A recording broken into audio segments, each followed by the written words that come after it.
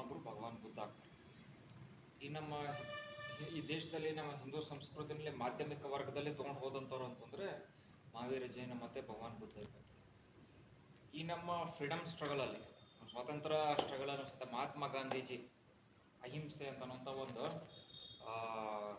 ಧರ್ಮವನ್ನು ಅವರು ಅಳವಡಿಸ್ಕೋತಾರೆ. ಆ ಅಹಿಂಸೆ ಬಗ್ಗೆ ಫಸ್ಟ್ ಮಾತಾಡಿದಂಥವ್ರು ಅಂದರೆ ಮಹಾವೀರ್ಜಿ.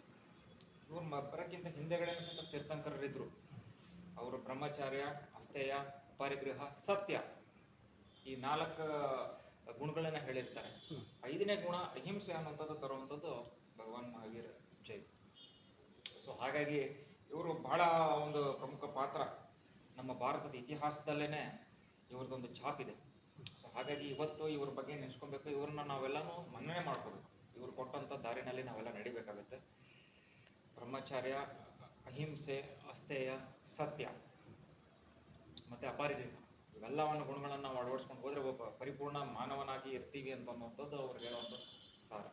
ಅವ್ರು ಕೂತಿದ್ದು ನೋಡಿ ಯಾವಾಗಲೂ ಧ್ಯಾನದ ಪರಿಸ್ಥಿತಿನಲ್ಲಿ ಇರ್ತಾರೆ. ಒಬ್ಬ ಮನುಷ್ಯ ಯಾವಾಗಲೂ ಧ್ಯಾನದ ಸ್ಥಿತಿನಲ್ಲಿದ್ದಾಗ ಮಾತ್ರ ಇವನ್ನೆಲ್ಲನೂ ಮೀರಿ ಹೊರಗಡೆ ಬರ್ತಾನೆ ಅಂತ. ಹಾಗಾಗಿ ಮನುಷ್ಯನ ಮನಸ್ಸು ಯಾವಾಗಲೂ ಕ್ಲೇಶಗಳಿಂದನೇ ಕೂಡಿರುತ್ತೆ. ಯಾವಾಗಲೂ ಸಹಿತ ಸಿಟ್ಟು, ನೋವು, ಕ್ರೌರ್ಯ ಮತ್ತು ಬೇರೆದವರಿಗೆ ನೋವು ಮಾಡಿದಾಗ ಅದರಲ್ಲಿ ಬರುವಂಥ ಖುಷಿ, ಇಂಥ ಒಂದು ಏನಂತೀರಿ ರಾಕ್ಷಸ ಗುಣಗಳಿಂದ ತುಂಬಿರುತ್ತೆ ಮನುಷ್ಯನ ಮನಸ್ಸು. ಅದರಿಂದ ಹೊರಗಡೆ ಬರಬೇಕು ಅಂತಂದಾಗ ಈ ದಾರಿನಲ್ಲಿ ಹೋಗ್ಬೇಕು ಅನ್ನುವಾಗ ಧ್ಯಾನದ ಮಾರ್ಗದಲ್ಲಿ ನಾವು ಹೋಗಬೇಕು. ಧ್ಯಾನದ ಮಾರ್ಗದಲ್ಲಿ ಒಂದು ಪ್ರಮುಖ ವ್ಯಕ್ತಿ ಅಂತಂದರೆ ಮಹಾವೀರವರು, ಭಗವಾನ್ ಮಹಾವೀರವರು, ಇನ್ನೊಬ್ಬರು ಭಗವಾನ್ ಬುದ್ಧರವರು. ಮಾಧ್ಯಮಿಕ ವರ್ಗ ಅಂತ ಹೇಳ್ತಾರೆ. 3 ಥರ ಮಧ್ಯ ವರ್ಗಗಳಾಗ್ತವೆ. ಒಂದು ತೀರಾ ಸ್ಟ್ರಿಕ್ಟ್ ಪ್ರಿನ್ಸಿಪಲ್ಸ್ ಆಫ್ ಏನಂತೀರಿ ಭಕ್ತಿ ಮಾರ್ಗ, ಇನ್ನೂ ಒಂದು ಧ್ಯಾನ ಮಾರ್ಗ, ಇನ್ನೂ ಒಂದು ಕರ್ಮ ಮಾರ್ಗ ಅಂತ ಬರುತ್ತೆ. ಕರ್ಮ ಮಾರ್ಗದಲ್ಲಿ ಎಲ್ಲರೂ ನಾವು ನಡೀತಾ ಇದ್ದೀವಿ. ಭಕ್ತಿ ಮಾರ್ಗ ಅದಕ್ಕೆ ಆದಂಥ ಸೆಟ್ ಆಫ್ ಜನ ಇದ್ದಾರೆ.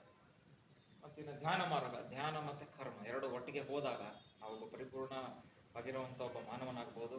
ಅದ್ರ ಜೊತೆಗೆ ನೋಡಿ ಒಂದು ಥಂಬ್ ರೂಲ್ ಎಲ್ಲ ದೊಡ್ಡ ವ್ಯಕ್ತಿಗಳು ಹೇಳೋಂಥದ್ದು ಒಂದೇ, for the benefit of many ಅಂತ ಹೇಳಿ. ಎಲ್ಲರಿಗೂ ಒಳ್ಳೇದಾಗಲಿ, ಯುಟಿಲಿಟೇರಿಯನ್ ಪ್ರಿನ್ಸಿಪಲ್ಸ್ ಅಂತ ಎಲ್ಲರಿಗೂ ಒಳ್ಳೇದಾಗುತ್ತೆ. ಆ ದಾರಿನಲ್ಲಿ ನಾವು ಕೆಲಸ ಮಾಡಲಿಕ್ಕಾಗುತ್ತೆ ಮತ್ತು ಮುಂದೆ ಹೋಗ್ಲಿಕ್ಕೆ. ಒಂದೆರಡು ಮಾತುಗಳನ್ನ ನಾವು ನೆನೆಸ್ಕೊತ ಮನಸ್ಪೂರ್ವಕವಾಗಿ ನೆನೆಸ್ಕೊಳ್ಳೋಣ. Thank you sir.